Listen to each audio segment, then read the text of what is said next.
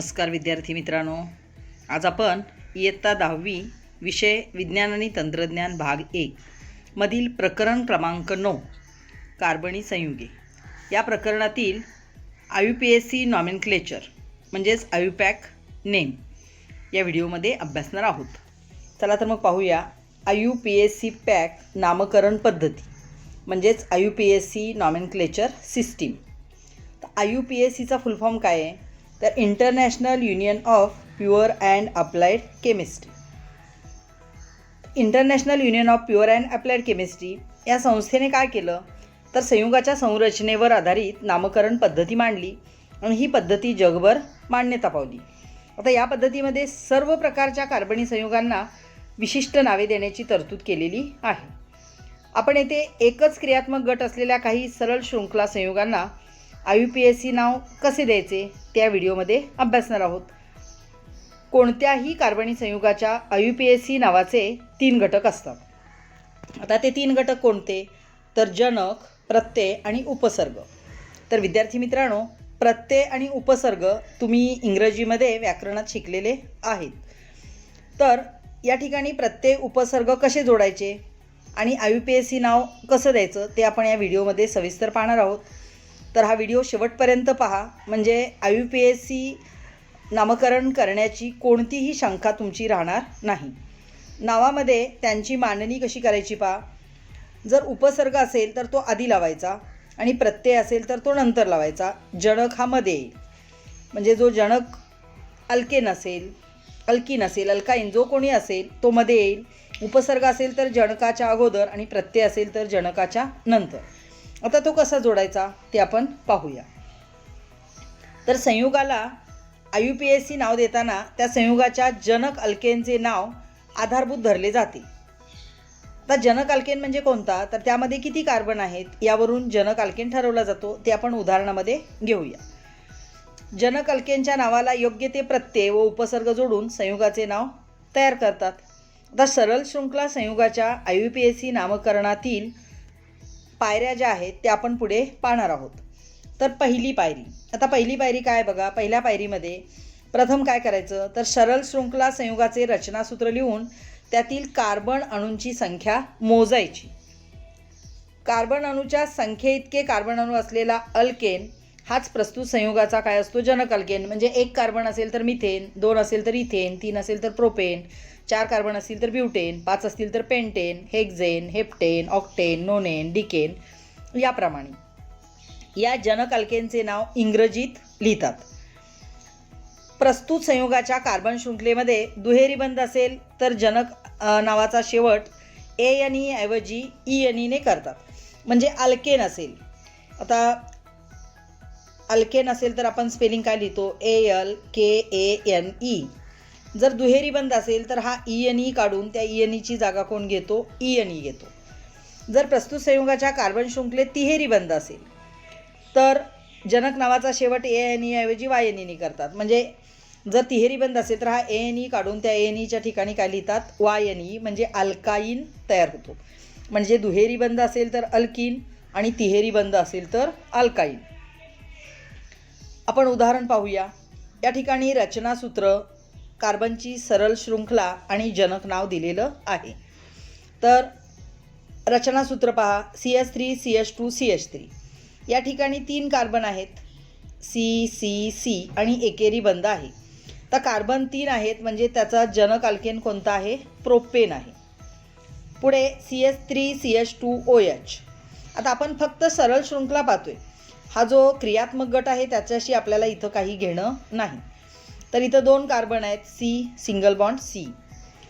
2 carbon आहेत म्हणजे तो इथेन आहे, जनक नाव आहे त्याचं इथेन. CH3 CH2 COOH.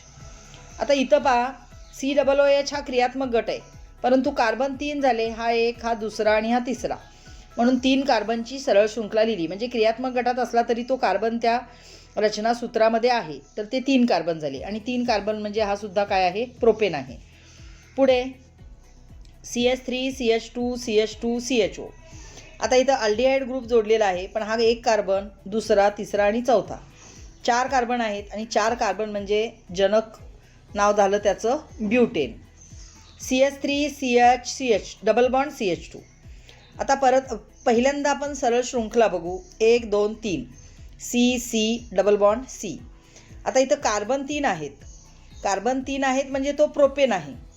पहा 3 कार्बन म्हणजे जनक अल्केन आहे प्रोपेन, परंतु त्यामध्ये दुहेरी बंध दिला आहे. त्यामुळे हा ANE निघून जाईल आणि त्या ANEची जागा ENE घेईल म्हणजे प्रोपीन होईल. PENE. म्हणजेच जनक नाव काय झालं त्याचं प्रोपेनऐवजी प्रोपीन. याचं कारण यामध्ये दुहेरी बंध दिलेला आहे. पुढे CH3C ट्रिपल बॉन्ड CH. आता इथं तिहेरी बंध आहे. C तिहेरी बंध C. तिहेरी बंध आहेत. आधी 3 कार्बन आहेत म्हणजे अल्केन झालं प्रोपेन. आता इथं प्रोपेन असला तरी तिहेरी बंध आहे, त्यामुळे अल्केनमधला ANE निघून जाईल आणि त्या ANEची जागा कोण घेणार आहे तर YNE घेणार आहे. तिहेरी बंध आहे. इथं दुहेरी बंध होता म्हणून ENEने घेतला. इथं तिहेरी बंध आहे त्यामुळं ANEची जागा कोण घेईल YNE घेईल म्हणजे प्रोपाईन. याचं जनक नाव झालं प्रोपाईन. तर ही झाली आयुपॅक नामकरण पद्धतीमधली पहिली स्टेप, पहिली पायरी. आता दुसरी पायरी.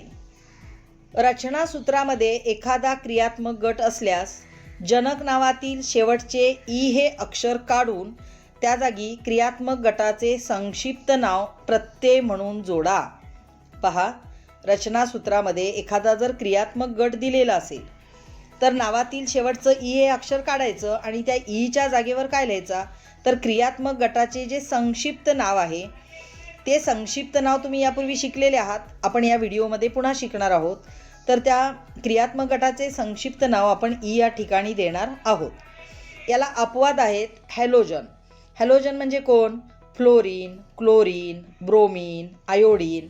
हे जर हॅलोजन असतील तर हॅलोजन या क्रियात्मक गटाचे संक्षिप्त नाव नेहमीच उपसर्ग म्हणून जोडतात. म्हणजे जनकाच्या आधी जोडतात, जनकाच्या नंतर नाही. आणि आधी जोडत असल्यामुळे तो ई काढून टाकण्याची गरज नाही. उदाहरण आल्यानंतर आपण प्रत्यक्षात पाहूया. पहा, या ठिकाणी रचनासूत्र, क्रियात्मक गट, जनक नाव, जनक प्रत्यय आणि उपसर्ग जनक. म्हणजे उपसर्ग असेल तर तो आधी जोडायचा आणि प्रत्यय असेल तर तो नंतर जोडायचा. आपण एक एक उदाहरण पाहू. पहिले उदाहरण CH2CH2OH. आता या ठिकाणी इथं एक चूक आहे. CH2 नाही तर CH3 पाहिजे. CH3CH2OH. आता इथं पहा, जर आपण OH हा क्रियात्मक गट आहे तर OH अल्कोहोल असेल तर त्यातला OL हा संक्षिप्त ईच्या जागी जोडला जातो. हे तुम्ही यापूर्वी अभ्यासलेले आहे, पुन्हा लक्षात घ्या. OH हा क्रियात्मक गट असल्याने CH3 आहे इथे. OH हा क्रियात्मक गट असल्याने तो अल्कोहोल झाला. अल्कोहोलमधला शेवटचा OL जोडला जातो आणि मराठीमध्ये बोलताना त्याला ऑल असं म्हणतात. आता हा क्रियात्मक गट झाला. इथं CH3CH2 2 कार्बन आहेत आणि 2 कार्बन म्हणजे त्याचं जनक नाव इथेन झालं. आता इथेनमधला शेवटचा जो ई आहे तो काढून टाकायचा आणि त्याची जागा कोण घेणार तर हा क्रियात्मक गटाचा संक्षिप्त OL घेईल. पहा, ETHAN आणि ईच्या जागी OL लिहिलेला आहे. म्हणजे मराठीमध्ये लिहायचे झाले तर इथेनॉल असं होईल आणि इंग्लिशमध्ये लिहायचं झालं तरी ईच्या जागी फक्त OL काढायचा. तुम्ही इंग्लिशमध्ये सुद्धा लिहू शकता किंवा मराठीतही लिहू शकता. पुढे CH3CH2Cl. आता या ठिकाणी क्रियात्मक गट आहे chlorine. Chlorine, bromine, iodine, fluorine असेल तर क्लोरो, ब्रोमो, आयोडो, फ्लोरो असा उपसर्ग जोडायचा असतो. आता इथं कार्बनची संख्या 2 आहे आणि 2 कार्बन म्हणजे जनक नाव त्याचं इथेनच आहे. आता आपण उपसर्ग जोडणार आहोत त्यामुळे यातला ई काढून टाकण्याची गरज नाही. तो ई कधी काढायचा जर प्रत्यय जोडायचा असेल तर. आता मग याचं नाव कसं पहा तर आपण उपसर्ग म्हणजे क्लोरो आधी येणार आहे. क्लोरो इथेन म्हणजे CH3CH2Clचं नाव काय झालं क्लोरो इथेन. पुढील तिसरे उदाहरण BrCH2CH3. आता इथं ब्रोमीन आहे म्हणजे क्रियात्मक गट झाला ब्रोमो. इथं सुद्धा 2 कार्बन आहेत म्हणजे हा सुद्धा जनक, याचं सुद्धा जनक नाव आहे इथेन. 2 कार्बन म्हणजे इथेन. आता इथं हॅलोजन आहे, ब्रोमीन हा हॅलोजन आहे. तर फ्लोरीन, क्लोरीन, ब्रोमीन, आयोडीन हे हॅलोजन आहेत आणि हे तुम्हाला ओळखायला यायला हवेत. आता ब्रोमो म्हणजे याचं नाव काय होणार उपसर्गजनकमध्ये जाणार तो ब्रोमो इथेन. इथं आपण प्रत्यय लावणार नाही. जर हॅलोजन असतील तर प्रत्यय येत नाही, उपसर्ग येतो, ब्रोमो इथेन. पुढील नाव CH3 CH2 CHO. आता इथं कार्बन 3 आहेत, म्हणजे जनक नाव झालं प्रोपेन. पण क्रियात्मक गट काय आहे? CHO. CHO म्हणजे अल्डिहाइड, आणि अल्डिहाइड असेल तर AL हे त्याचं संक्षिप्त नाव आहे, आल. त्याचा उच्चार होतो आल. आता प्रोपेनमधला शेवटचा ई आपण इथं प्रत्यय लावणार आहोत, म्हणजे ई काढून टाकायचा, PROPAN झाला. आणि त्या ईची जागा क्रियात्मक गटाचा संक्षिप्त AL घेईल, म्हणजे याचं नाव काय झालं? प्रोपेनाल. इंग्लिशमध्ये किंवा मराठीत कसंही तुम्ही लिहू शकता, PROPAN आणि ईच्या जागी आला AL, प्रोपेनाल. पुढे CH3COOH. आता ही CH3 मधला C आणि COOH मधला C म्हणजे 2 कार्बन झाली. 2 कार्बन म्हणजे तो इथेन झाला. पण क्रियात्मक गट काय आहे? COOH. COOH म्हणजे कार्बॉक्झिलिक ॲसिड, आणि कार्बॉक्झिलिक ॲसिड असेल तर त्याचं संक्षिप्त नाव आहे ऑइक ॲसिड, OIC ॲसिड, ऑइक ॲसिड. मग आपण इथं इथेनमधला ई रिप्लेस केला तर ETHAN झाले, आणि त्या ईची जागा कोण घेणार? तर हे संक्षिप्त नाव घेणार, ऑइक, OIC, इथॅनॉइक ॲसिड. पहा लक्षात आलं का? Ethanoic acid. जिथं प्रत्यय येतो तिथं उपसर्गाचा काहीही संबंध नाही. पुढे CH3NH2. या ठिकाणी एकच कार्बन आहे, म्हणजे तो मिथेन आहे, आणि NH2 हा अमाइन ग्रुप क्रियात्मक गट आहे. त्याला अमीन असं म्हटलं जातं. आता मिथेनमधला ई रिप्लेस करायचा, आणि ईची जागा कोण घेणार? तर अमीन घेणार, AMINE. METHAN राहिला, आणि ईच्या जागेवर आला AMINE, म्हणजे त्याचं नाव झालं मिथेनामीन. उच्चार करताना मिथेनामीन असा करायचा. पुढे जर COO कीटोन ग्रुप असेल, आता इथं त्यांनी प्रोपेन म्हटले पण रचनासूत्र दिलेलं नाही, आपण रचनासूत्र घेऊया. बघा, प्रोपेन म्हणजे कार्बन किती झाले? 3 झाले. त्यातला एक CO आहे, CH3 CH2 CO, CH3 CH2 CO. 1 2 3 carbon म्हणजे प्रोपेन झाला. आता CO म्हणजे कीटोन ग्रुप, KETONE. कीटोनमध्ये संक्षिप्त रूप घेतात शेवटची 3 अक्षरं, ONE. मग प्रोपेनमधला ई काढून टाकायचा, आणि त्याची जागा कोण घेणार? ONE, म्हणजे हा काय झाला? प्रोपॅनोन. तर अशा पद्धतीने दुसऱ्या पायरीमध्ये आपल्याला त्याचं IUPAC नेम लिहिता येतं. फक्त शेवटचा ई काढायचा, आणि त्या ठिकाणी क्रियात्मक गटातील संक्षिप्त नाव लिहायचं. जर हॅलोजन असेल तर ई काढण्याची गरज नाही, आणि त्या ठिकाणी आपण उपसर्ग जोडणार आहोत, जसं chloro ethane, bromo ethane, iodine असेल तर आयोडो, फ्लोरीन असेल तर फ्लोरो वगैरे. तर अशा पद्धतीने ही दुसरी पायरी तुम्हाला करायची आहे. आता पायरी क्रमांक 3. कार्बन शृंखलेतील कार्बन अणूंना एका टोकाकडून दुसऱ्या टोकापर्यंत अंक द्या, म्हणजेच नंबर द्यायचे. CHO म्हणजे अल्डिहाइड, COOH म्हणजे कार्बॉक्झिलिक ॲसिड. असे जर क्रियात्मक गट असतील तर कार्बनला 1 अंक द्या, म्हणजे जिकडून क्रियात्मक गट आहे तिकडून 1 नंबर द्यायचा. हे क्रियात्मक गट नसतील तेव्हा शृंखलेचे अंकन 2 दिशांनी होऊ शकते, म्हणजे जेव्हा क्रियात्मक गट नाही तेव्हा आपण दोन्ही बाजूने करू शकतो. तर आपण उदाहरण पाहूया, म्हणजे तुमच्या लक्षात येईल. पहा, रचनासूत्र आहे CH3 CH CH3. या ठिकाणी क्रियात्मक गट OH जोडलेला आहे. आता आपण दोन्ही बाजूने बघा, कार्बन शृंखलेची 2 अंकणे आपण घेतली, C 3 कार्बन आणि खाली OH. 1 2 3 इकडून नंबर दिला, 1 2 3 इकडून नंबर दिला. आता तुमच्या लक्षात आलं का? पहा, कोणत्याही बाजूने नंबर दिला तर OH हा 2 नंबरला येतोय, म्हणजे ही दोन्ही अंकणे समान आहेत. या ठिकाणी कॉलम केलेला आहे ग्राह्य अंकन. कोणतं ग्राह्य आहे? तर ही दोन्ही आपण ग्राह्य धरू शकतो, म्हणजे डावीकडून उजवीकडे द्या किंवा उजवीकडून डावीकडे दिलं तरी काही फरक पडत नाही. ज्या ठिकाणी क्रियात्मक गट आहे त्या ठिकाणी 2च नंबर येतो, त्यामुळे दोन्ही अंकणे समान असल्याने दोन्ही ग्राह्य आहेत. आता याला नाव कसं द्यायचं पहा. 3 कार्बन आहेत, म्हणजे मूळचा तो प्रोपेन आहे.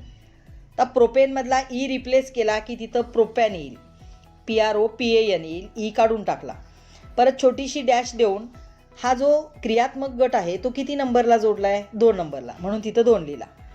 पुन्हा डॅश देऊन तुमचा जो क्रियात्मक गट आहे त्याचं संक्षिप्त नाव आपल्याला लिहायचं आहे. आता इथं OH आहे, त्याचं संक्षिप्त नाव आहे OL, अल्कोहोल. अल्कोहोलला आपण OL जोडतो म्हणून तिथं OL जोडलेलं आहे. आता तो वाचताना कसा वाचायचा?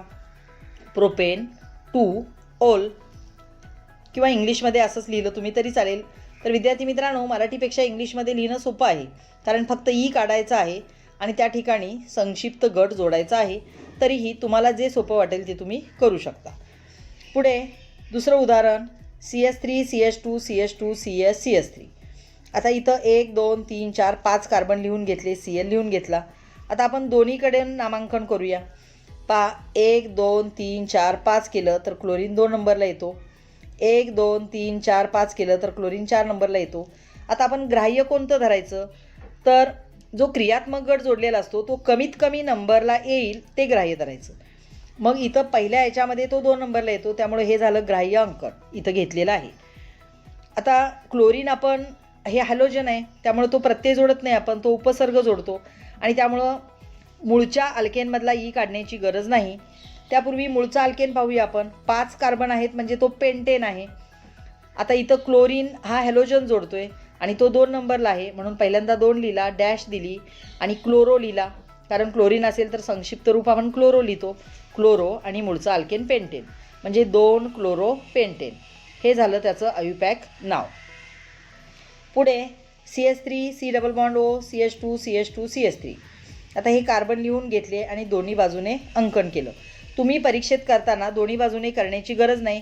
आपल्याला क्रियात्मक गट जवळून कुठून येईल तो बघायचा आणि तो ग्राह्य अंकन पकडायचं. 1 2 3 4 5. इथं C डबल बॉन्ड O म्हणजे कीटोन ग्रुप आहे. तर हे ग्रुप विद्यार्थी मित्रांनो तुम्हाला ओळखायला यायला हवे, त्यासाठी तुम्हाला सराव करण्याची गरज आहे. आता इकडून केलं तर तो 4 नंबरला येतो, त्यामुळे हे ग्राह्य धरलं जाणार नाही.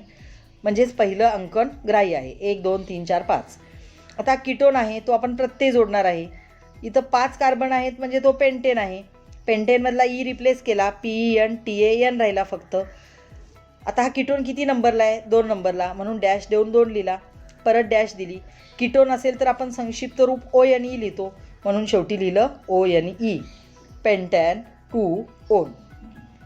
तर अशा रीतीने आपल्याला आयुपॅक नावं देता येतात. तर आपण त्यांची काही उदाहरणे पाहूया. पहा, पहिलं उदाहरण सामान्य नाव, रचनासूत्र आणि IUPAC नाव. इथिलीन.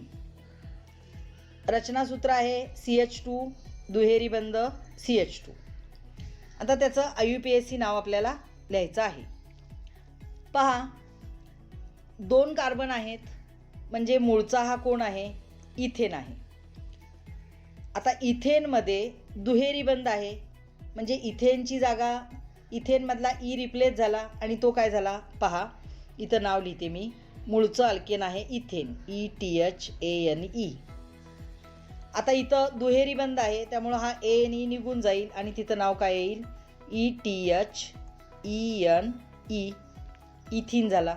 किंवा इथं एथिलीन दिला आहे, तुम्ही एथिन असं मराठीमध्ये सुद्धा लिहू शकता किंवा इंग्लिशमध्ये ETHENE असं सुद्धा लिहिलं तरी हरकत नाही. पुढे CH ट्रिपल बॉन्ड CH तिहेरी बंध आहे. इथं सुद्धा कार्बन 2च आहेत. याचं सामान्य नाव आहे ॲसिटिलीन, पण आपल्याला IUPAC नाव लिहायचं आहे. आता हा सुद्धा मूळचा अल्केन झाला इथेन. इथेनमधला E आणि E निघून जाईल आणि त्याची जागा कोण घेईल? YNE घेईल. म्हणजेच काय होईल? ETHYNE. किंवा हेच मराठीमध्ये कसं लिहायचं? तर इथाईन. इथाईन. लक्षात आलं का? पहा, ANEची जागा YNE घेईल आणि इथाईन होईल. पुढे CH3COOH. आता याचं नाव आहे, सामान्य नाव आहे ॲसेटिक ॲसिड. आता COOH म्हणजे हा कार्बॉक्झिलिक ॲसिड ग्रुप आहे आणि कार्बॉक्झिलिक ॲसिड ग्रुप असेल तर आपण ऑइक ॲसिड लिहितो. आता इथं 2 कार्बन आहेत म्हणजे हा इथेन झाला आणि इथेनमधला ई रिप्लेस होऊन त्याची जागा OIC घेईल. पहा, ETHANE रिप्लेस होईल आणि त्याची जागा कोण घेईल? OIC, ethanoic acid. किंवा हेच तुम्ही मराठीत लिहू शकता, इथेनॉइक ॲसिड असं शब्दामध्ये. पुढे मेथिल अल्कोहोल हे आहे सामान्य नाव CH3OH. यामध्ये एकच कार्बन आहे म्हणजे मूळचा आहे तो मिथेन, METHANE, तो ई मी रिप्लेस करते. अल्कोहोल OHच्या जागी काय येईल, OL येईल. मिथेनॉल, किंवा मराठीत सरळ लिहा तुम्ही मिथेनॉल. मिथेनॉल. पुढे एथिल अल्कोहोल CH3CH2OH. आता CH3CH2OH एथिल अल्कोहोल यामध्ये कार्बन 2 आहेत, म्हणजे मूळचा हा इथेन आहे. ETHANE, तो ई मी रिप्लेस करते आणि OHची जागा कोण घेतोय, OL घेतोय, म्हणजे तो झाला इथेनॉल. मग मराठीत लिहा किंवा आहे असं इंग्लिशमध्ये लिहा.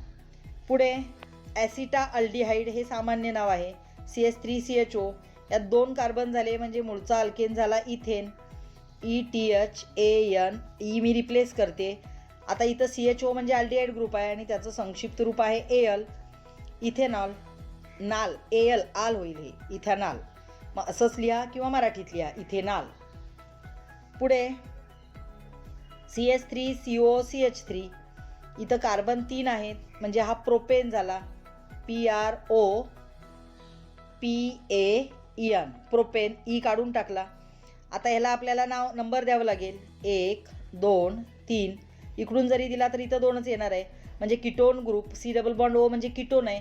किटोन ग्रुप 2 नंबरला आहे, म्हणजे प्रोपॅन 2.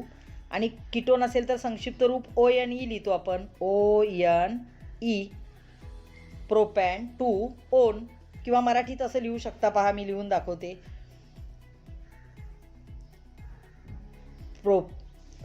मराठीत लिहूया आपण, प्रोपॅन 2 ओन, प्रोपॅन 2 ओन असंही तुम्ही लिहू शकता. पुढे एथिल मेथिल कीटोन. आता ह्या CH2CH3 म्हणजे एथिल आहे, CH3 म्हणजे मिथिल आहे आणि C+O म्हणजे कीटोन आहे. तर याला आपण नंबर देऊ 1 2 3 4. आता याचा आयुपॅक नेम कसं लिहायचं पहा. कार्बन 4 आहेत, म्हणजे हा मूळचा आहे ब्युटेन, BUTAN. त्यातला ई रिप्लेस होईल.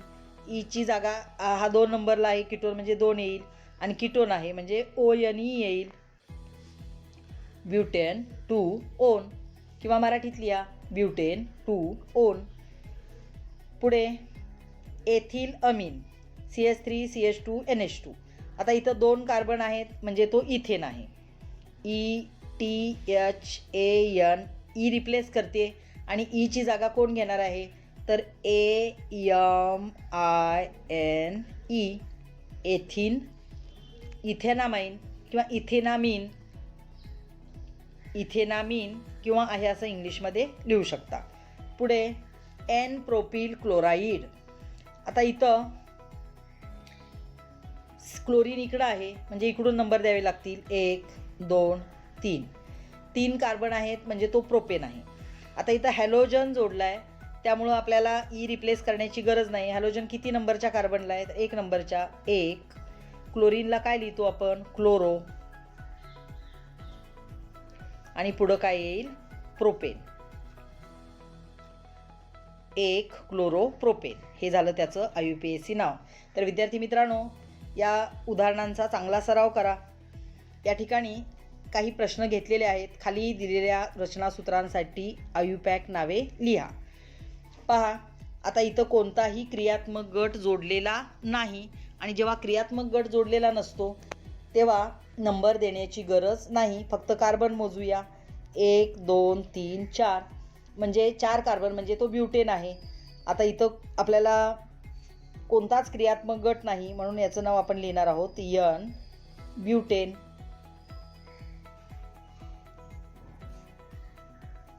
असं मराठीमध्ये लिहा किंवा N ब्युटेन असं इंग्लिशमध्ये तुम्ही लिहू शकता. दुसरं CH3CHOH CH3. आता या ठिकाणी आपण याचं रचनासूत्र लिहूया. CH3CHOH CH3. हा OH तुम्ही वरच्या बाजूला जोडला तरी चालतो. 1 2 3. 3 कार्बन आहेत, म्हणजे मूळचं अल्केन कोणतं आहे, तर प्रोपेन आहे. PROPANE असतो, तो मी रिप्लेस करते डॅश देऊन. OH 2 नंबरला आहे म्हणून 2 लिहिला. आता इथं OH आहे, म्हणजे अल्कोहोल आहे, आणि अल्कोहोलला आपण काय लिहितो, OL. म्हणजे याचं नाव काय झालं? प्रोपॅन 2 ऑल, किंवा हेच मराठीत तुम्ही असं लिहू शकता प्रोपेन, प्रोपेन म्हणा, प्रोपन म्हणा, काही म्हटलं तरी चालेल. 2 ऑल, प्रोपॅन 2 ऑल. पुढे CH3CH2COOH. तर CH3CH2COOH याला आपण नंबरिंग करू शकतो किंवा नंबरिंग न करता सुद्धा नाव देऊ शकतो, कारण तो एक नंबरलाच जोडलेला आहे आणि इथं 2च कार्बन आहेत. बघा CH3CH2COOH 1, 2 आणि 3. COOHचा एक कार्बन आपल्याला पकडावा लागेल, म्हणजे 3 कार्बन झाले. 3 कार्बन म्हणजे मूळचं अल्केन कोणतं झालं? प्रोपेन. PROPAN. ई हा ई मी रिप्लेस करणार आहे. आता तो ई रिप्लेस केला की त्याची जागा कोण घेणार आहे? तर कार्बॉक्झिलिक ॲसिड. आणि कार्बॉक्झिलिक ॲसिड असेल तर आपण काय लिहितो? त्याचं संक्षिप्त रूप काय आहे? तर ऑइक ॲसिड, प्रोपॅनॉइक ॲसिड, किंवा हे मराठीत तुम्ही लिहू शकता प्रोपॅनॉइक ॲसिड. तर हे झालं त्याचं अविपॅक नाव. पुढे CH3CH2NH2 हा अमीन ग्रुप आहे. इथं 2च कार्बन आहेत आणि 2 कार्बन आहेत म्हणजे तो इथेन झाला. ETHAN. तो ई मी रिप्लेस करते आणि त्याची जागा अमीन घेईल. AMINE, इथेनामीन. याचं नाव काय झालं? इथेनामीन. पुढे CH3CHO. तर CH3CHO इथं 2 कार्बन आहेत म्हणजे हा मूळचा अल्केन कोणता झाला? इथेन. ETHAN. त्यातला ई रिप्लेस केला. CHO हा अल्डिहाइड ग्रुप आहे. अल्डिहाइड ग्रुपचं संक्षिप्त नाव आहे AL, म्हणजे याचं नाव काय झालं? इथेनाल. लक्षात ठेवा, अल्कोहोल असेल तर OL जोडतो आपण आणि अल्डिहाइड असेल तर AL जोडतो, इथेनाल. पुढील शेवटचे उदाहरण CH3COCH2CH3. बघा CH3 C double bond O CH2 CH3. हे झाले त्याचे रचनासूत्र. आता इकडून नंबर दिले तर तो 2 नंबरला येणार आहे, इकडून दिले तर 3 नंबरला येईल, त्यामुळे इकडून नंबर देणे हेच सोयीस्कर आहे. आता 1, 2, 3, 4 कार्बन झाले म्हणजे तो ब्युटेन झाला. BUTAN. ई रिप्लेस होईल, त्या जागी आता हा 2 नंबरला किटोन आहे म्हणून 2 येईल. आणि किटोन असेल तर आपण काय लिहितो? तर ONE लिहितो, म्हणजे या ठिकाणी काय येणार आहे? ONE, butane 2 ONE. हे झालं त्याचं नाव. हे जर मराठीत लिहायचं असेल तर कसं लिहिता येईल? तर ब्युटेन 2 ओन, ब्युटेन 2 ओन, आणि इंग्लिशमध्ये लिहिलं तरी चालते. व्हिडिओचा अभ्यास करा. व्हिडिओ आवडला असेल तर लाईक, कमेंट आणि शेअर करा. थँक्यू.